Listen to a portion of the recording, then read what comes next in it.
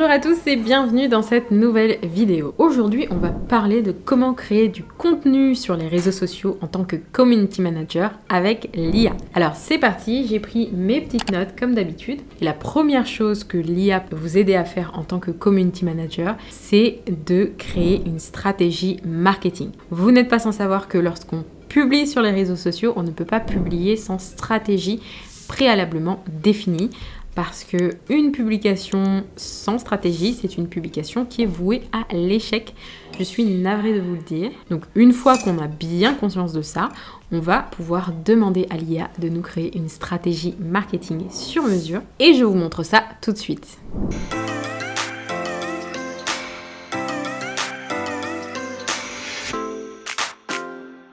Donc, par exemple, ici, je vais demander au chatbot de me rédiger une stratégie de contenu sur YouTube pour promouvoir les services d'un kinésithérapeute. Rédige une stratégie de contenu sur YouTube pour promouvoir les services d'un kinésithérapeute, tout simplement. Et on va voir le résultat qui va peut-être être assez basique, mais en tout cas, on peut toujours demander au robot conversationnel d'entrer un peu plus dans le détail de chaque point, comme on l'a vu dans les précédentes vidéos, jusqu'à ce qu'on ait une feuille de route bien détaillée. Donc ici, on voit qu'il commence sa stratégie par le titre, ensuite il nous met l'objectif, augmenter la visibilité et la notoriété d'un kinésithérapeute, ce qui semble assez logique, hein. C'est vrai que quand on fait une stratégie de marketing de contenu, l'objectif principal, c'est d'augmenter la visibilité et la notoriété de son entreprise, de générer des leads également et de fidéliser la clientèle existante. Donc là, bien sûr, on peut choisir, on peut lui dire non, je préfère que tu te concentres vraiment sur l'un ou l'autre de ces objectifs. Ensuite, on voit que ChatGPT nous définit les cibles de la stratégie, mais également les piliers de contenu. Ensuite, la deuxième étape pour lui, ça va être de nous donner des conseils pratiques et exercices à faire pour déployer cette stratégie. Donc proposer des vidéos d'exercices adaptés à différentes pathologies ou besoins spécifiques, offrir des conseils pour prévenir les blessures et améliorer la posture au quotidien, partager des astuces pour soulager les douleurs et tensions musculaires. Donc c'est vraiment des sujets qui peuvent être tout à fait envisageables pour un kinésithérapeute, qui sont tout à fait pertinents pour la cible d'un professionnel de la santé qui exerce son activité de cette manière. Et donc c'est vraiment intéressant. Ensuite, il nous propose de partager des témoignages et des études de cas. En général, dans les stratégies marketing, c'est vraiment ce qu'on conseille de faire à tous nos clients. C'est de partager des expériences réellement vécues par les clients qui ont acheté ce service ou ce produit. Et donc, c'est tout à fait pertinent. On voit que GPT-4 a vraiment bien intégré cette notion de témoignage, mais également de vie et de philosophie du kinésithérapeute. Donc ça, c'est assez impressionnant parce que c'est un conseil que je donne également énormément dans mes accompagnements personnalisés. Humaniser la communication, c'est ce qu'il y a de plus important parce que des kinésithérapeutes, il y en a beaucoup et le plus important, c'est vraiment de voir la personnalité du professionnel. Donc de voir s'il est empathique, s'il est attentionné, s'il pose vraiment des questions sur le parcours de la personne, s'il adapte ses soins, etc. Et donc, je trouve que GPT-4 a vraiment mis en avant un point essentiel dans sa stratégie marketing, ce qui est assez impressionnant. Encore une fois, ça fait gagner énormément de temps. On voit qu'ensuite, il passe au calendrier de publication. Donc, encore une fois, tout ce qu'il y a dans une stratégie marketing, c'est vraiment ça. Les cibles, le contenu, le rythme de publication. Donc là, il nous propose vraiment de publier 1 à 2 vidéos par semaine, de créer des playlists thématiques pour faciliter la navigation des utilisateurs, d'organiser des séances de questions-réponses en direct pour renforcer l'interaction avec les abonnés. Donc c'est vraiment tout ce qu'il y a à faire en fait dans une stratégie de marketing de contenu et c'est assez impressionnant que GPT-4 pense à tout ça. On a vu qu'il a déployé sa réponse en même pas 3 minutes, ce que d'habitude un marketeur va prendre 1, 2 ou 3 heures à mettre en place. Là, on a juste à modifier, ajuster quelques éléments, mais de base, les propositions de GPT-4 ici sont vraiment excellentes. Ensuite, deuxième chose qu'on peut demander à l'IA en tant que community manager, c'est de nous donner des idées de titres. On sait à quel point les titres sont importants sur les réseaux sociaux. Que ce soit sur YouTube, sur LinkedIn, sur Instagram, les titres, ça pète. Ça doit attirer l'attention, ça doit faire l'effet waouh, ça doit capter votre audience dès les premiers instants de lecture. Et ce qui est super intéressant avec l'IA, c'est qu'elle est capable de vous donner non seulement beaucoup de titres, parce que c'est pas facile de trouver des idées de titres, ne serait-ce que 2, 3, 4, quand on a commencé à trouver 4, 5 idées, on est un peu à court d'inspiration. Mais le truc, c'est qu'en plus de vous donner des idées, beaucoup d'idées d'articles, de vidéos, etc., l'IA peut également vous donner des idées de qualité et des idées captivantes. Le plus important étant dans les mots que vous allez choisir pour demander à l'IA d'effectuer cette tâche. Donc je vous montre tout de suite sur mon écran d'ordinateur. ChatGPT peut générer des idées sur le thème de votre choix pour vous aider à trouver de l'inspiration. Comme nous allons le voir dans cette vidéo, le chatbot d'OpenAI est capable de dresser des listes numérotées, ce qui peut être très pratique pour organiser ses idées et en avoir de nouvelles. Donc pour ça, j'ai créé un nouveau chat. Et je vais lui poser la question suivante. Peux-tu lister des idées de vidéos YouTube pour une chaîne spécialisée dans le test de véhicules d'occasion? C'est parti, on va voir les idées que GPT-4 est capable de nous proposer. Donc voilà les idées que ChatGPT nous a proposées. Donc top 10 des meilleures voitures d'occasion achetées en 2023, test comparatif voitures d'occasion à moins de 5 000 €, test les meilleures voitures d'occasion pour les familles, etc., etc. Troisième chose importante, l'IA peut vous aider à la rédaction. On l'a vu dans une vidéo précédente, l'IA peut vous aider à rédiger des articles. Donc forcément, l'IA peut vous aider à rédiger vos contenus sur les réseaux sociaux et même vous permettre de recycler votre contenu. C'est notamment ce que j'ai fait avec une vidéo sur YouTube qui a bien fonctionné et j'ai demandé à l'IA de, à partir du script YouTube, de me proposer un contenu que j'allais pouvoir publier sur LinkedIn. Dans ce dernier exemple du module 4, on va voir comment ChatGPT peut nous aider à trouver des idées de contenu sur les réseaux sociaux à partir d'un contenu qui a bien fonctionné. Donc ici par exemple, je lui demande de me lister 10 idées de titres de vidéos YouTube qui donnent envie de cliquer sur le sujet 7 étapes pour créer une stratégie digitale efficace et cohérente. Et donc ça, c'est un sujet qui a bien fonctionné sur ma chaîne YouTube.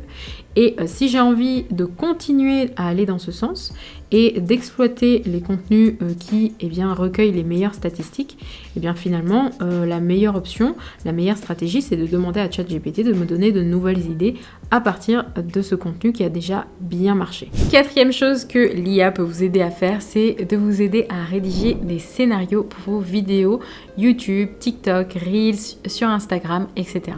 Donc ça peut être vraiment un allié de taille pour vous aider à rédiger vos scénarios de vidéos et faciliter en fait le tournage de vos vidéos puisque ça demande quand même du temps de prendre en compte le scénario de votre vidéo, d'écrire le script en fait, de trouver l'idée, de trouver l'enchaînement des différents plans, etc. etc. Et l'IA est excellent pour faire ça. On arrive maintenant à faire en sorte que ChatGPT puisse nous rédiger des scripts de vidéos et d'articles. Donc c'est vrai qu'aujourd'hui, lorsqu'on crée du contenu sur les réseaux sociaux, ça fait partie des tâches assez importantes et assez chronophages. Il faut savoir que la plupart des créateurs de contenu sur YouTube, et vous-même vous le savez si vous avez une chaîne YouTube, c'est que c'est préférable de préparer ces vidéos en amont avant de les tourner pour savoir ce que l'on va dire, pour que ce soit beaucoup plus fluide dans la vidéo, que les idées soient mieux organisées et que ce soit plus intéressant pour votre audience tout simplement. Donc on va commencer par mettre ChatGPT à notre service et faire en sorte qu'il nous rédige une vidéo pour YouTube, donc un script de vidéo très exactement. Mais avant cela, on peut se demander qu'est-ce que c'est finalement un bon script de vidéo sur YouTube. Donc il y a pas mal d'articles à ce sujet en ligne justement qui sont déjà publiés. Mais ce qu'on peut faire, ce qui peut être intéressant de faire, c'est de demander directement à ChatGPT, qu'est-ce qu'une bonne vidéo, qu'est-ce qu'un bon script de vidéo YouTube. Et on va voir ce qu'il va nous répondre. Donc déjà, il a pas mal juste sur ce point-là, c'est qu'un bon script de vidéo YouTube est celui qui attire l'attention des téléspectateurs déjà, qui les maintient engagés tout au long de la vidéo. Ce qui est relatif au watch time, puisque dans l'algorithme de YouTube, c'est effectivement pris en compte le fait que plus un utilisateur va rester longtemps sur une vidéo, plus la vidéo va être vue, va être rendue visible à d'autres utilisateurs. Et c'est une vidéo qui doit également les inciter à interagir avec votre contenu, donc le contenu en question. Donc il nous propose quelques éléments clés à considérer pour créer un bon script de vidéo. Donc tout d'abord une introduction captivante, effectivement c'est la base. La plupart de l'attention est captée dès les premières minutes de la vidéo, donc dans l'introduction.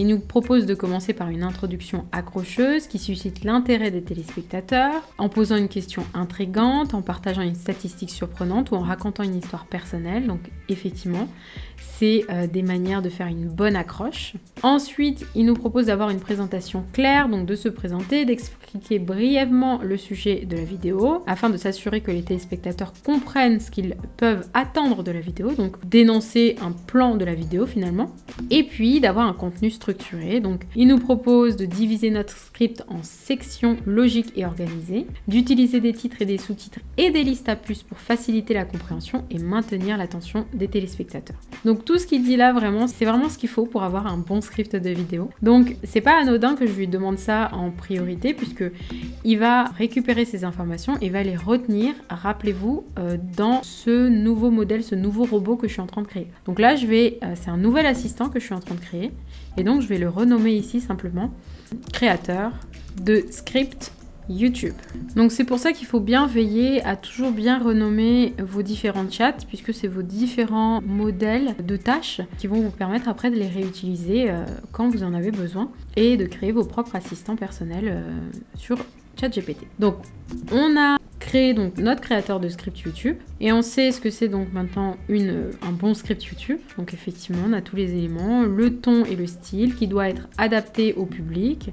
On a les visuels et les exemples qui doivent être intégrés dans la vidéo, donc des images, des graphiques, des animations. On a l'interaction avec le public qui est importante, donc il faut encourager les utilisateurs à laisser des commentaires et des likes. On a également l'appel à l'action qui est toujours important sur YouTube, hein, d'inciter les personnes à laisser un like, à aller sur un site, à télécharger un document. Et puis, il nous invite même à relire notre script pour l'améliorer, donc améliorer sa clarté, sa cohérence et son attrait. Et pourquoi pas même de demander l'avis de notre famille ou de nos amis pour avoir des commentaires complémentaires. Donc, ChatGPT estime qu'avec ces différents conseils, on peut vraiment créer un bon script sur YouTube. Donc moi, je suis assez d'accord. Et ce que je vais lui demander maintenant de faire, c'est simplement de me créer un script pour une vidéo en particulier. Donc déjà là, j'ai pas forcément d'idée. Ce que je peux faire, c'est de retourner dans mon dénicheur d'idées, puisque j'en ai eu plein dans le dénicheur d'idées, et revenir dans les idées qu'il m'a données au tout début ou un peu plus tard. Donc là, par exemple, les idées que je lui avais demandées à partir d'une vidéo qui avait bien fonctionné sur ma chaîne. Et donc, c'est vrai que l'idée qui m'avait pas mal intéressée, c'était les erreurs courantes à éviter dans une stratégie social media. Donc je peux récupérer cette idée et je vais venir ici lui demander: peux-tu rédiger le script de la vidéo, donc titre ici. Donc le prompt en soi, il donne ça. Quand il n'y a rien du tout, quand c'est un template, peux-tu rédiger le script de la vidéo titre à publier sur YouTube au format long. Donc moi, je vais juste rajouter ce titre qui est là, ici, à la place de la section titre ici. Donc je vais le mettre entre guillemets. Voilà. Les erreurs courantes à éviter dans une stratégie social media, à publier, ou je peux mettre à destination du réseau social YouTube, à destination du réseau social YouTube. La vidéo, je vais lui préciser combien de temps la vidéo doit durer. La vidéo doit durer, bon là je vais pas aller trop loin, normalement c'est 10 minutes, mais sinon ça va mettre trop de temps à ce qu'ils répondent, donc je vais mettre par exemple 3 minutes. Et c'est parti. Donc là, on voit qu'il est en train de nous rédiger le script de la vidéo en quelques secondes. Donc là, il nous rappelle le titre de la vidéo. Durée totale 3 minutes, c'est bien ça. Et ensuite, il nous met le nombre de minutes et chaque partie de la vidéo concernée. Donc de 0 à 15 secondes, c'est l'introduction. Donc il précise l'animation, donc ça doit être un texte. Les erreurs courantes à éviter dans une stratégie social media apparaît à l'écran. Donc il fait même en fait le déroulé de la vidéo. Donc il commence par une animation, ensuite le narrateur devra dire la chose suivante. Salut à tous, aujourd'hui nous allons parler des erreurs courantes à éviter, etc. Erreur numéro 1, erreur numéro 2, donc il précise à chaque fois la durée et le moment de la vidéo concernée. Donc il nous met même les idées bien en avant. Donc Ne pas définir des objectifs clairs, effectivement. C'est très mauvaise idée lorsque on fait une stratégie social media de ne pas définir des objectifs. Ensuite, négliger l'engagement, effectivement. Poster sans planification. Il est important d'élaborer un calendrier éditorial pour organiser vos publications. Donc, effectivement, on est vraiment sur un assistant qui est capable de rédiger un script en à peine 1 minute, en précisant bien chaque partie de la vidéo, c'est-à-dire en décortiquant la vidéo en parties, en grandes parties, donc en articulant et en structurant la vidéo, comme il nous l'a précisé en fait précédemment, contenu structuré, diviser votre script en sections logiques et organisées, donc c'est exactement ce qu'il est en train de faire. Il nous précise même le contenu de la vidéo, c'est-à-dire les erreurs concrètement, puisque le titre de la vidéo c'est les erreurs courantes à éviter, donc erreur numéro 1, il nous dit l'erreur en question, ça veut dire qu'on n'a même pas besoin de chercher par nous-mêmes des erreurs potentielles. Après, bien sûr, il faut recouper les informations, bien sûr, il faut vérifier que tout ce qu'il dit est juste, mais l'essentiel de ce qu'il dit est quand même très juste en fait, puisque ce sont des erreurs qui sont couramment faites et qui doivent être évitées. Et il termine par une conclusion. Donc voilà, on a un script de vidéo qui dure 3 minutes. Bien sûr, vous pouvez faire la même chose avec une vidéo de 5, 10, 15 minutes, sachant qu'après, vous aurez vraiment un travail de correction à faire. Et finalement, c'est la partie la plus intéressante puisque c'est là où vous allez pouvoir mettre vos propres idées, vous allez pouvoir modifier le script de la vidéo avec votre propre ton. Et donc, vous gagnez beaucoup de temps puisque vous n'êtes plus contraint de chercher les idées avec difficulté, avec la pression du temps. Vous avez votre plan, votre idée et ensuite vous rajoutez votre touche personnelle qui est quand même important de rajouter sa touche personnelle dans ce type de contenu puisque sinon ça fait vraiment un contenu que n'importe qui peut écrire. Il va falloir rajouter des exemples que vous avez vécus, illustrer avec des faits ou des événements qui vous ont marqué, analyser avec votre propre expérience quand même. C'est ça qui va apporter la différence, en tout cas à l'avenir je pense, puisque cette technologie sera de plus en plus utilisée. Et le fait que vous apportiez votre propre touche avec vos propres expériences et votre propre ton, ça va vous permettre de vraiment justement avoir plus de temps à passer sur la personnalisation et sur la construction de votre personal branding, c'est-à-dire de votre marque personnelle, peu importe ce que vous créez sur le web. Aujourd'hui, toutes les informations sont accessibles en illimité, gratuitement, partout sur le web. De nombreux articles sont créés en permanence chaque jour, de nombreuses formations également. Donc, ce qui va vraiment vous différencier dans la création de ce type de contenu à l'avenir, je pense que c'est vraiment d'apporter votre touche personnelle et votre expérience professionnelle et ça tombe bien, vous aurez beaucoup plus de temps à l'avenir puisque les informations factuelles seront déjà listées comme ici. Vous aurez beaucoup plus de temps pour vous concentrer sur la personnalisation de votre contenu, que ce soit dans le fond ou dans la forme. Donc voilà pour ce qui est de la création de votre script de vidéo YouTube. On peut maintenant essayer de lui demander de créer un script de vidéo pour TikTok et on va voir ce que ça donne. Donc je vais simplement lui demander ici de me rédiger le script de la vidéo donc du même titre, les erreurs à éviter. Donc je vais venir récupérer le titre ici tout simplement et donc je lui demande de me rédiger le script de la vidéo avec le titre bien mentionné, adapté au format TikTok. Donc je lui précise bien que c'est important de l'adapter au format TikTok et on va voir ce que GPT-4 est capable de nous produire. Donc titre de la vidéo encore une fois. Durée totale 1 minute parce que le logiciel sait, donc a conscience, puisque ces informations sont disponibles sur le web, que le format sur TikTok est limité à 1 minute. Je pense qu'il y a certaines vidéos qui peuvent faire 3 minutes maintenant, mais en tout cas 1 minute c'est le format le plus récurrent sur TikTok. Et on a encore une fois la vidéo qui est bien découpée avec le nombre de secondes qui correspond à chaque partie de la vidéo, avec l'animation concernée et la narration. Donc voilà, on a vraiment encore une fois la vidéo qui est très bien découpée. On n'a pas besoin de prendre le temps de réfléchir au découpage. Finalement, on gagne du temps sur le découpage de la vidéo, on gagne également du temps sur la rédaction du contenu de la vidéo et on va pouvoir se concentrer sur des tâches à plus forte valeur ajoutée qui sont donc la création de la vidéo en elle-même, le choix des images, le rythme de la vidéo. On va également pouvoir se concentrer davantage sur le choix des hashtags, sur le choix des indicateurs clés de performance, c'est-à-dire comment on va analyser les performances de la vidéo pour optimiser pour les prochaines vidéos. Et donc on va vraiment pouvoir se concentrer sur des tâches davantage d'analyse et d'optimisation que que sur de la création de contenu pur. Voilà pour cette vidéo consacrée à la création de scripts au format vidéo, donc au format long sur YouTube et au format court sur TikTok. Vous voyez que si vous créez votre propre robot créateur de script comme je l'ai fait ici, vous avez la possibilité de vraiment adapter votre contenu à différentes plateformes très rapidement.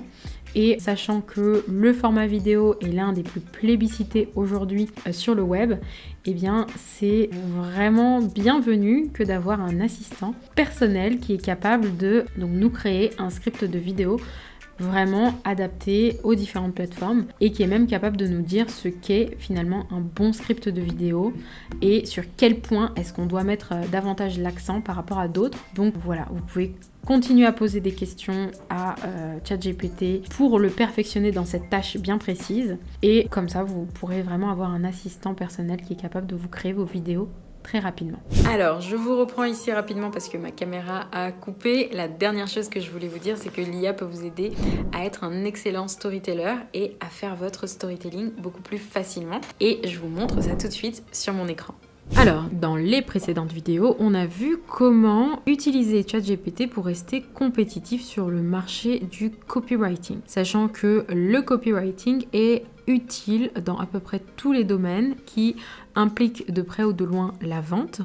Et encore plus avec les réseaux sociaux, les médias sociaux, les sites internet, les blogs, il faut utiliser les bons mots pour savoir bien vendre. Mais pas seulement, il faut aussi utiliser le bon rôle. Et il est vrai que ChatGPT a d'excellentes fonctionnalités, d'excellents paramétrages internes qui lui permettent de se mettre dans le rôle qu'on lui demande. On l'a vu dans la partie qui était consacrée dans le module 3 au prompt engineering ou l'art de créer les bons prompts. Et l'importance du persona, donc de la première étape, est capitale pour rédiger le meilleur prompt qui produise la meilleure réponse, la réponse la plus pertinente à notre demande. Donc là, dans cette vidéo, j'avais envie de vous montrer différents exemples de persona que vous pouvez utiliser pour devenir le meilleur copywriter. Parce que lorsqu'on est copywriter, parfois on va se mettre à la place des clients, des cibles, et pour cela, il faut prendre différents rôles. Donc par exemple, parfois, on peut être amené à raconter des histoires. Dans ce cas-là, on va être plutôt un conteur. D'autres fois, on va être amené à utiliser les bons mots pour promouvoir un produit en tant qu'annonceur ou influenceur. On peut être également amené à devoir utiliser les bons mots, même quand on est dans le domaine de l'éducation et qu'on est un professeur, qu'on a besoin de transmettre des informations et des connaissances de manière optimale. Et donc, tous ces rôles-là, il est vrai que ChatGPT a d'excellentes qualités pour les intégrer très facilement dans son système. Et pour en tirer le meilleur parti, je vous invite dans cette vidéo à regarder avec moi comment je vais utiliser ici en fait la possibilité de créer des nouveaux chats et la possibilité de créer des nouveaux rôles à chaque fois. Donc pour ce premier exemple, on va commencer par endosser le rôle d'un conteur, donc d'une personne qui souhaite raconter une histoire. Alors quand je dis raconter une histoire, c'est pas baratiner son public, c'est vraiment utiliser des faits réels, des faits factuels et avoir un objectif précis pour jouer sur la tendance du cerveau humain à aimer entendre des histoires, à être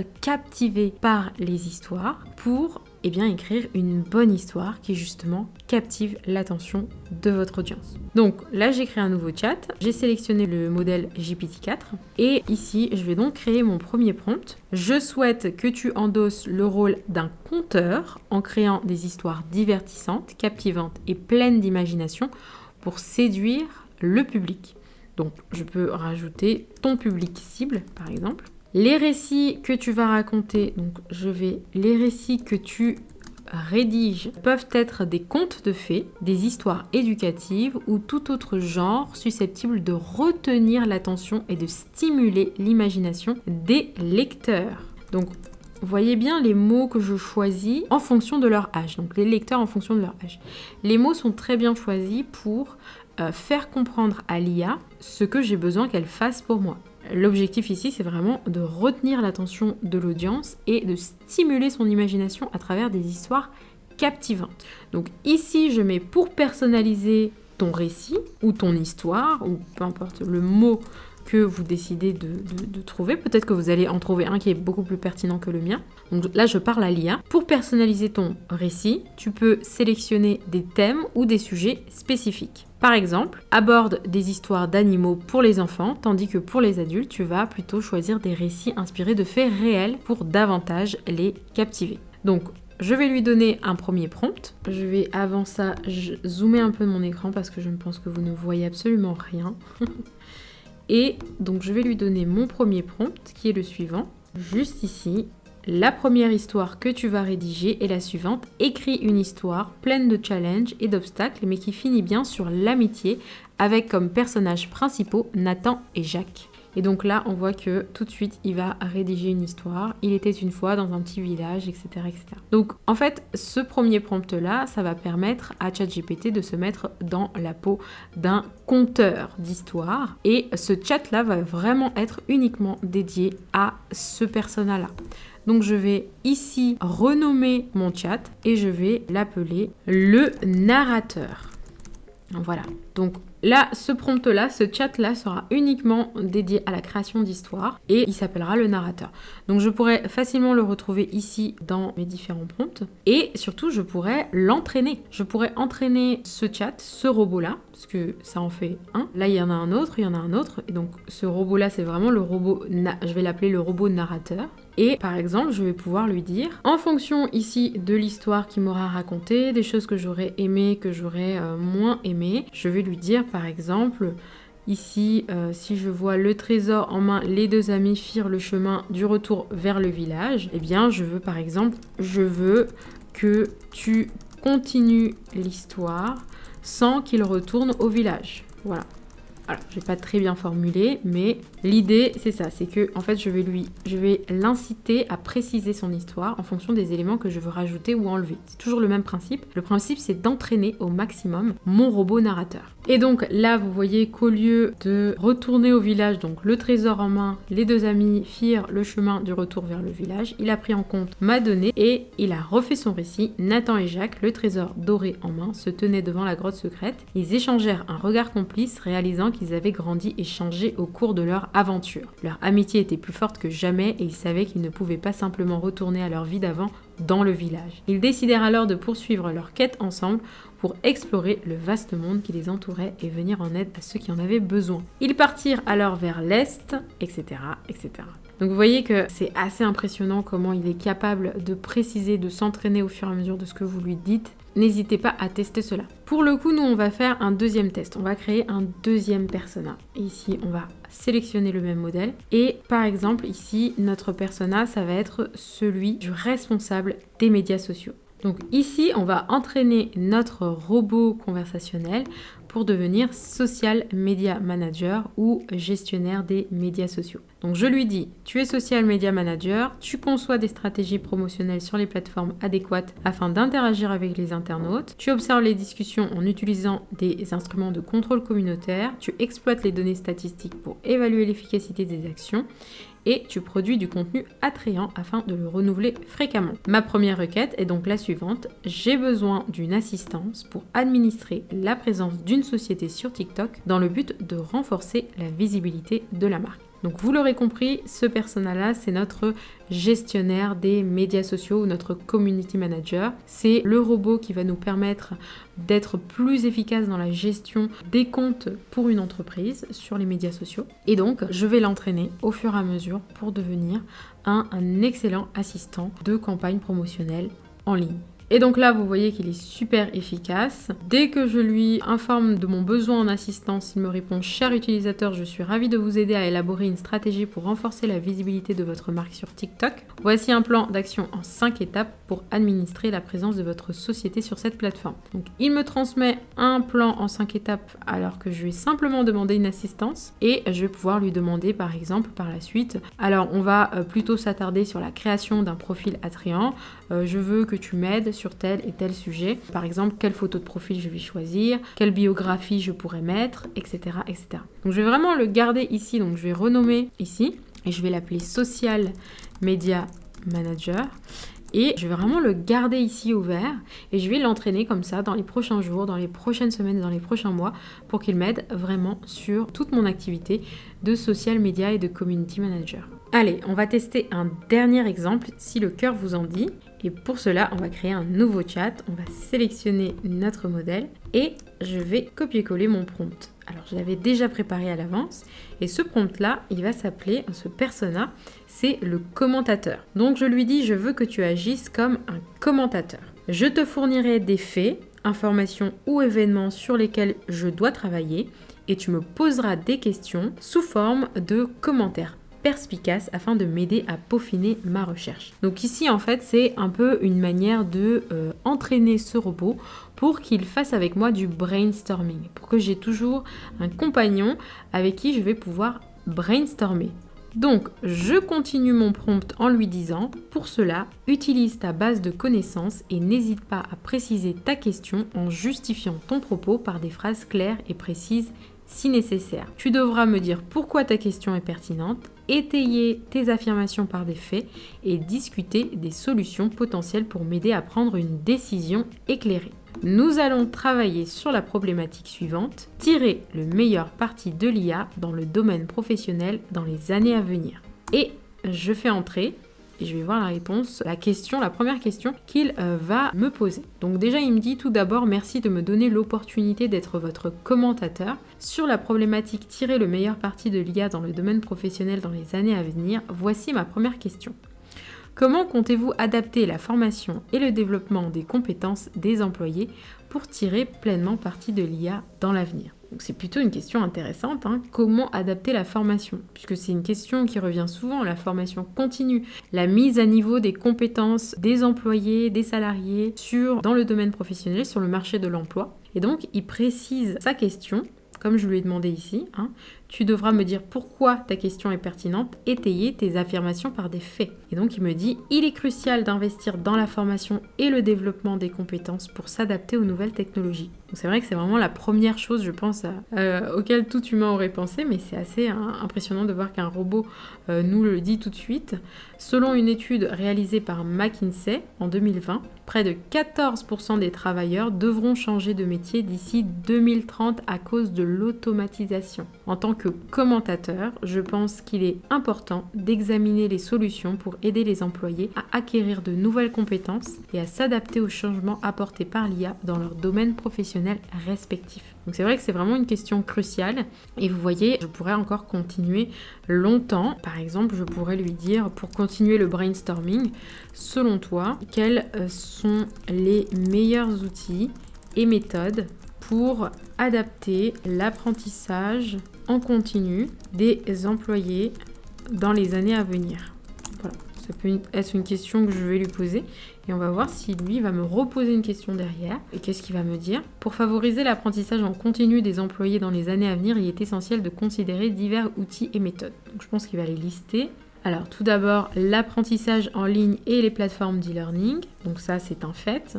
La digitalisation et la transformation digitale des entreprises est en cours et l'e-learning va représenter un marché de plus en plus important dans les années à venir. Il parle également de la réalité virtuelle et de la réalité augmentée. Il parle également du micro-apprentissage, donc diviser le contenu d'apprentissage en petites unités facilement digestibles, permettant aux employés d'acquérir des compétences spécifiques sans avoir à suivre des cours longs et exhaustifs. Et l'apprentissage par mentorat, donc encourager les employés à travailler sur des projets réels et les associer à des mentors expérimentés peut favoriser l'apprentissage pratique. Donc vraiment, on a des idées exceptionnelles et on voit qu'on peut vraiment les mettre en pratique dans la vie réelle. Donc c'est pour ça qu'à l'avenir, effectivement, la collaboration entre l'IA et les humains va prendre une place de plus en plus importante. Donc là, effectivement, il ne va pas forcément reposer de questions, puisque c'est moi qui lui ai posé une question finalement. Mais voilà, c'est simplement pour vous montrer ce que vous pouvez faire avec différents robots conversationnels et différents entraînements. Et donc ici, on va simplement appeler celui-ci le brainstormer.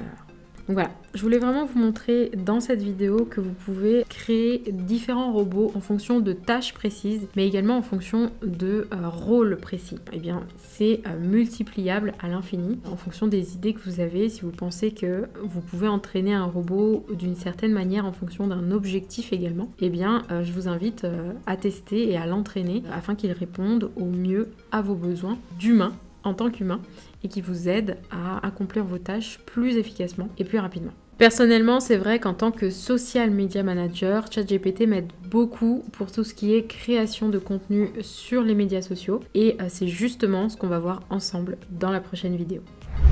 Voilà, c'est tout pour cette vidéo. J'espère qu'elle vous a donné assez d'astuces pour vous aider dans votre travail de community manager quotidien. Et quant à nous, on se retrouve très bientôt pour une nouvelle vidéo. Ciao, ciao!